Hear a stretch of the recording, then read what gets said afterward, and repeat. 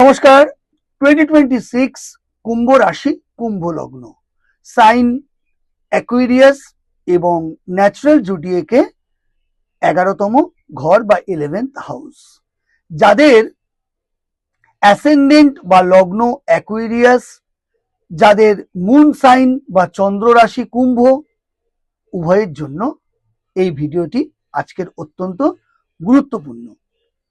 2026-এর মে মাস কুম্ভ রাশি, কুম্ভ লগ্নের জাতক জাতিকাদের মাস ভিত্তিক রাশিফল, অর্থাৎ 2026 সালের মে মাস কুম্ভ রাশি, কুম্ভ লগ্নের কোয়ালিটি অফ টাইম বা সময়ের গুণগত বৈশিষ্ট্য কেমন থাকবে, সময় বা ভাগ্য আপনার কতটা অনুকূলে, কতটা আপনার বিপরীতে, কিরকম আপনার সময়টা যাবে, তার মাসভিত্তিক রাশিফল জানতে বা বুঝতে গেলে আমাদের যেটা প্রথমে দেখতে হবে, কুম্ভ রাশি কুম্ভ লগ্নের সাপেক্ষে 2026 সালের মে মাসে গ্রহদের মুভমেন্ট, সঞ্চার, গোচর কি থাকছে, তার উপরেই ভিত্তি করে কুম্ভ রাশি কুম্ভ লগ্নের জাতক জাতিকাদের মে মাসের মাসভিত্তিক রাশিফল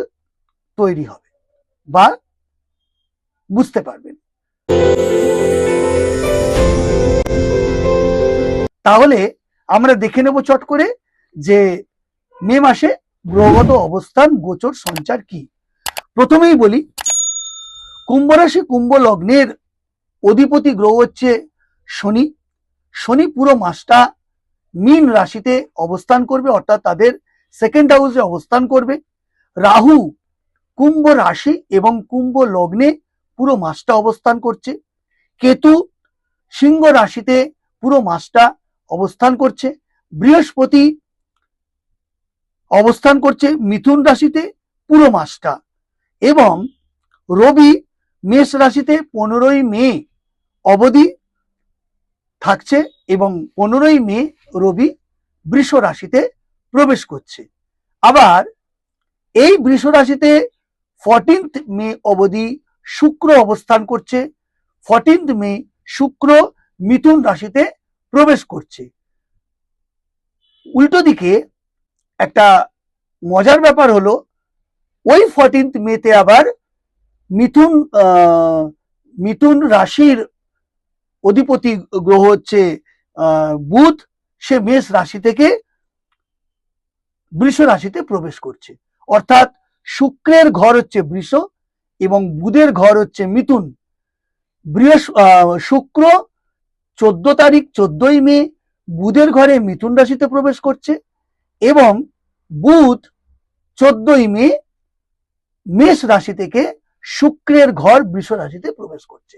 অর্থাৎ 14th মে একটা ক্ষেত্র বিনিময় তৈরি হচ্ছে, যেটা কুম্ভ রাশি কুম্ভ লগ্নের ক্ষেত্রে অত্যন্ত তাৎপর্য ও গুরুত্বপূর্ণ প্রভাব বিস্তার করতে চলেছে মে মাসের মাসভিত্তিক রাশিফলে। এবার যদি আমরা রাশিফল বলতে শুরু করি, প্রথমেই যেটা আমরা দেখব হেলথ পার্ট। স্বাস্থ্য কিন্তু অত্যন্ত ভাবে আপনাদেরকে বিড়ম্বনা বা বিব্রত করতে পারে। যেমন চোখের সমস্যা, চোখের কোনো সার্জারি, চোখের কোনো কঠিন রোগ, দাঁতের সমস্যা, দাঁত ব্যথা, ব্যাক পেন, স্পন্ডিলাইসিস, শির দ্বারায় ব্যথা। এছাড়া যাদের দীর্ঘমেয়াদী হার্টের রোগ, সেই হার্ট সমস্যা, উচ্চ ব্লাড প্রেশার, এছাড়া আপনার হচ্ছে মুখগহ্বর, অর্থাৎ যাকে আমরা মাউথ বলে থাকি, মুখের কোনো সমস্যা তৈরি হতে পারে, মুখে ঘা হতে পারে, ফুসকুড়ি হতে পারে, হ্যাঁ, গোটা উঠতে পারে, ব্রণ সমস্যা হতে পারে, ইত্যাদি নানা রকম সমস্যায় কিন্তু আপনারা স্বাস্থ্য বা হেলথ পার্টে লক্ষ্য করবেন, অনুভব করবেন, বিব্রত হতে পারেন। তাই হেলথ নিয়ে একটু সজাগ সচেতন থাকা অত্যন্ত জরুরি। আয় এ মাসে অত্যন্ত শুভ হলেও ব্যয়ের দিকে কিছু কিছু ক্ষেত্রে, যেমন পারিবারিক ক্ষেত্রে, যেমন আপনার আবাসস্থল বা গৃহের কোনো রিনোভেশন, কোনো ডেকোরেশন ইত্যাদি, প্লেজার ট্রিপ, অনলাইন কেনাকাটা ইত্যাদি কারণে কিন্তু আপনার ব্যয় বহুল হতে পারে, ব্যয় বৃদ্ধি হতে পারে। যারা কোনো মামলা মোকদ্দমার মধ্যে রয়েছেন, এক্সাইটিং মামলা মোকদ্দমা, আগে থেকে মামলা মোকদ্দমায় রয়েছেন, তাদের কিন্তু মামলা মোকদ্দমার ক্ষেত্রে 12 মের আগে একটা ফ্যাসলা বা নতুন কোনো শুভ সংবাদ আপনারা শুনতে পারেন। আবার উল্টো দিকে এই 12 মে পরে কিন্তু নতুন করে মামলা বা মোকদ্দমার আপনারা পড়তে পারেন বা তৈরি করতে পারেন বা মামলা মোকদ্দমা দাখিল করতে পারেন আদালতে। এই একটা কিন্তু উজ্জ্বল সম্ভাবনা তৈরি হচ্ছে। যারা প্রেম প্রীতি ভালোবাসা লাভ রিলেশনশিপে আছেন, অত্যন্ত আনন্দের সঙ্গে জানাবো আপনাদের বিবাহের সিদ্ধান্ত তৈরি হবে, বিয়ের ঠিক হয়ে যাবে। এছাড়া সম্পর্কের মধ্যে লাভ রিলেশনশিপের মধ্যে একটা নৈকট্য, একটা ফ্যাশন, একটা সাফল্য, একটা দায়বদ্ধতা, একটা নৈকট্য লাভ তৈরি হবে। তবে যারা অলরেডি দাম্পত্য জীবনে রয়েছেন তাদের এ মাসের শেষ সপ্তাহে অত্যন্ত শুভ এবং স্বামী বা স্ত্রীর অ্যাচিভমেন্ট, দূরযাত্রা, বিদেশ যাত্রা ইত্যাদি কিন্তু লক্ষ্য করা যাচ্ছে।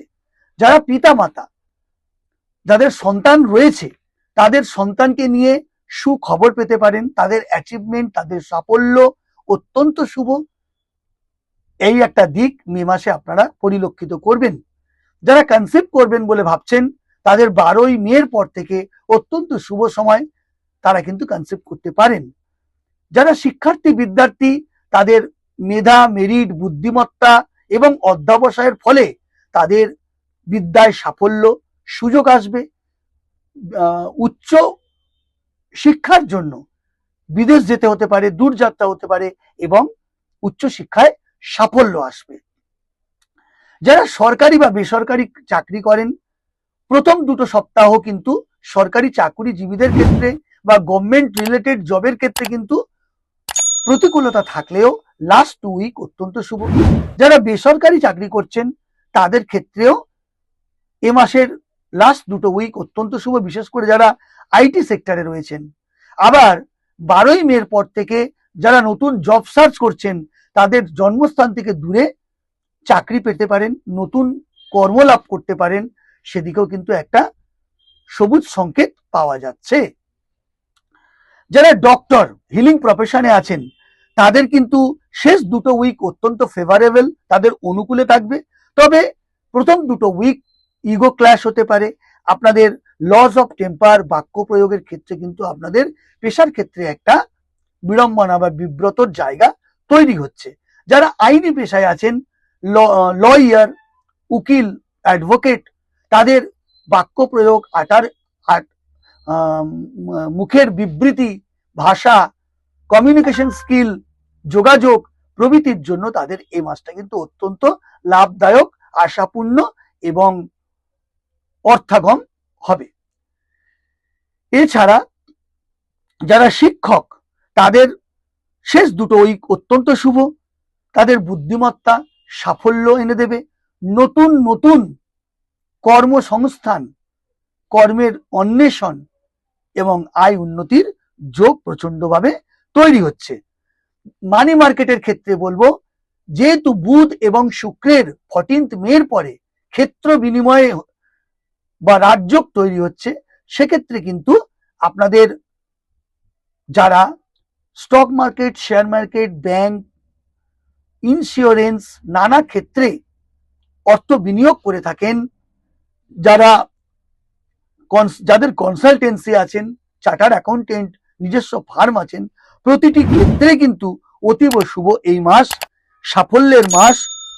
যেহেতু 14 মের পরে ক্ষেত্র বিনিময়, বুধ শুক্রের ক্ষেত্র বিনিময় যোগ তৈরি হচ্ছে, সেক্ষেত্রে কিন্তু আর্থিক দিক থেকে অত্যন্ত উন্নতি। যারা ব্যবসায়ী, ব্যবসা করেন, বিজনেসম্যান, তাদের ক্ষেত্রেও কিন্তু ঝুঁকি নিলে সমস্যা হবে, বাট আপনাদেরও 14 মের পরে ব্যবসায় আর্থিক উন্নতি বা লাভ এবং সাফল্য তৈরি হচ্ছে।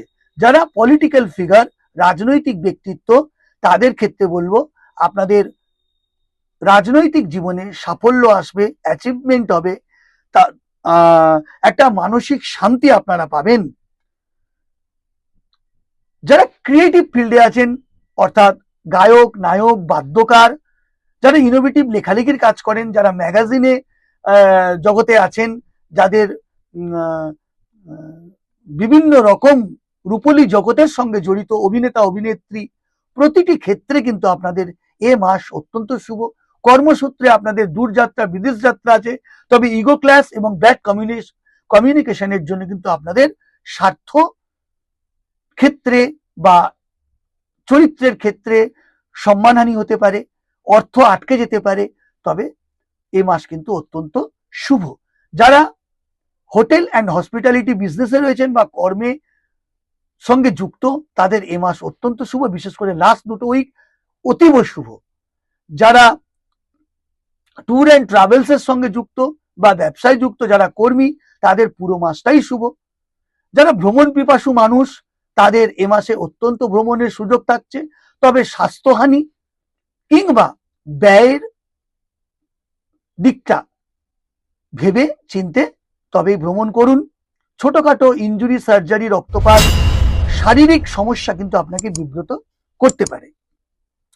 বয়সে ছোট ভাই বোনদের সঙ্গে আপনাদের সম্পর্কে উন্নতি হবে, তুলনায় বয়সে বড় ভাই বোনদের সঙ্গে আপনাদের সম্পর্কের সাফল্য আসবে, তাদের সাপোর্ট সহযোগিতা আপনারা পেতে পারেন। যারা লোন জনিত সমস্যায় ভুগছেন, তাদের কিন্তু 14ই মের পরে একটা সমাধান সূত্র তৈরি হবে, সামনাসামনি বসে একটা সমাধানের পথ আপনারা খুঁজে পাবেন। এবং যারা লোন নিতে চাইছেন, তাদের কিন্তু লোন সাকসেস নেওয়ার ক্ষেত্রে সাকসেসফুল হবেন। এছাড়া বলবো, পিতা মাতার শরীর স্বাস্থ্য কিন্তু প্রথম দুটো উইকের ক্ষেত্রে কিন্তু একটু চিন্তা ভাবনা করে আপনারা দেখবেন। পিতা মাতার শরীর স্বাস্থ্যের ব্যাপারে একটু উদ্বেগজনক পরিস্থিতি তৈরি হতে পারে প্রথম দুটো উইক। কুম্ভ রাশি, কুম্ভ লগ্নে জাতক জাতিকাদের কয়েকটি বিশেষ রং আপনাদের খুব হেল্প করবে, সহযোগিতা করবে। তা হলো সাদা, ঝকঝকে সাদা, হালকা সবুজ বা আকাশি রং অত্যন্ত ভালো কাজ দেবে এই মাসে। কতগুলো সিগনিফিকেন্ট বা মিনিংফুল ডেট আপনাদের বলছি: 2, 7, 10, 11, 13, 14, 15, 20, 23, 25 এবং 29। এই তারিখগুলো আপনাদের অত্যন্ত সুবিধাজনক হবে এ মাসে। হঠকারিতা, সিদ্ধান্ত বা ক্রোধান্বিত আপনাকে এ মাসে অনেকটাই পিছিয়ে দিতে পারে, তাই বুঝে শুনে সিদ্ধান্ত নিন। স্বাস্থ্য এবং ব্যয়ের দিকটা খেয়াল রাখুন। নমস্কার।